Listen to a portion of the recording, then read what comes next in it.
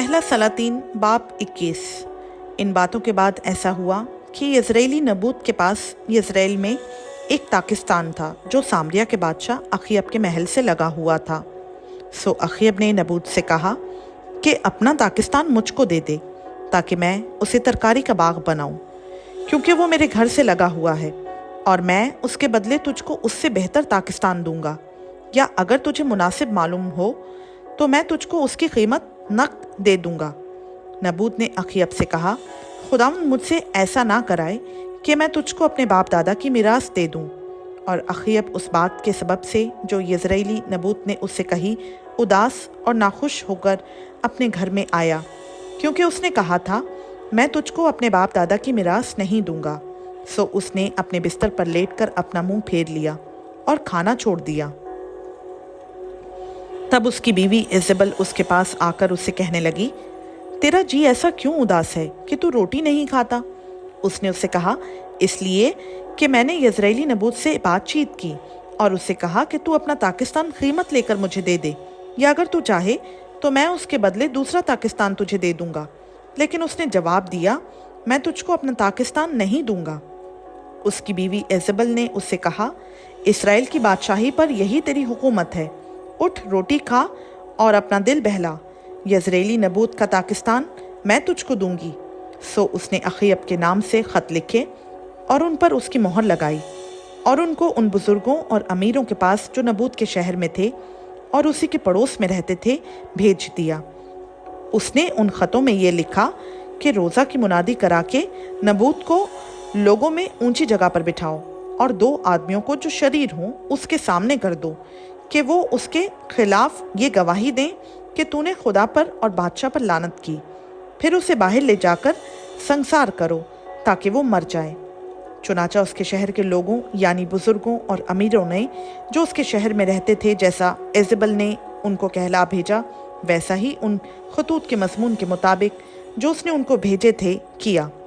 उन्होंने रोज़ा की मुनादी करा के नबूत को लोगों के बीच ऊंची जगह पर बिठाया और वो दोनों आदमी जो शरीर थे आकर उसके आगे बैठ गए और उन शरीरों ने लोगों के सामने उसके यानी नबूत के खिलाफ ये गवाही दी कि नबूत ने खुदा पर और बादशाह पर लानत की है। तब वो उसे शहर से बाहर निकाल ले गए और उसको ऐसा संसार किया कि वो मर गया।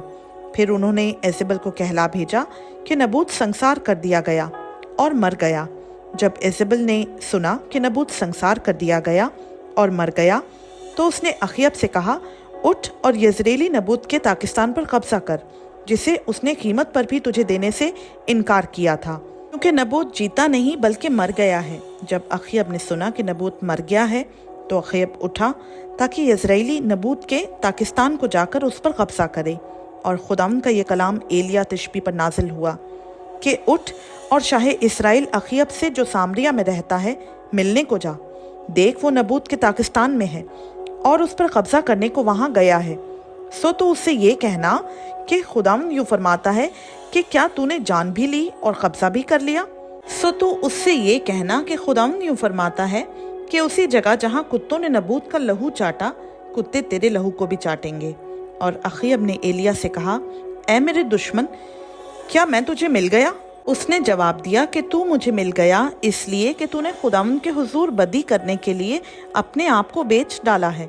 देख मैं तुझ पर बला नाजिल करूंगा और तेरी पूरी सफाई कर दूंगा और अखीब की नस्ल के हर एक लड़के को यानी हर एक को जो इसराइल में बंद है और उसे जो आज़ाद छूटा हुआ है काट डालूंगा और तेरे घर को नबात के बेटे योरबाम के घर और अखिया के बेटे बादशाह के घर की मानंद बना दूंगा। उस गुस्सा दिलाने के सबब से जिससे तूने मेरे गज़ब को भड़काया और इसराइल से गुनाह कराया। और खुदावंद ने इजेबल के हक में भी ये फरमाया कि यज़रेल की फसील के पास कुत्ते इजेबल को खाएंगे। अखीब का जो कोई शहर में मरेगा उसे कुत्ते खाएंगे और जो मैदान में मरेगा उसे हवा के परिंदे चट कर जाएंगे, क्योंकि अखीब की मानंद कोई नहीं हुआ था जिसने खुदावंद के हुजूर बदी करने के लिए अपने आप को बेच डाला था और जिसे उसकी बीवी इजेबल उभारा करती थी। और उसने निहायत नफरत अंगेज काम ये किया कि अमूरियों की तरह जिनको खुदावंद ने बनी इसराइल के आगे से निकाल दिया था, बुतों की पैरवी की। जब अखीब ने ये बातें सुनी तो अपने कपड़े फाड़े और अपने तन पर टाट डाला और रोज़ा रखा और टाट ही में लेटने और दबे पांव चलने लगा। तब खुदावंद का ये कलाम एलिया तशबी पर नाजिल हुआ कि तू देखता है कि अखीब मेरे हुजूर कैसा खाकसार बन गया है। बस चूंकि वो मेरे हुजूर खाकसार बन गया है, इसलिए मैं उसके अयाम में ये बला नाजिल नहीं करूँगा, बल्कि उसके बेटे के अयाम में उसके घराने पर यह बला नाजिल करूँगा। खुदावंद का पाक कलाम का पढ़ा, सुना, समझा और कबूल किया जाना हम सबों के लिए बाइस बरकत हो। आमीन।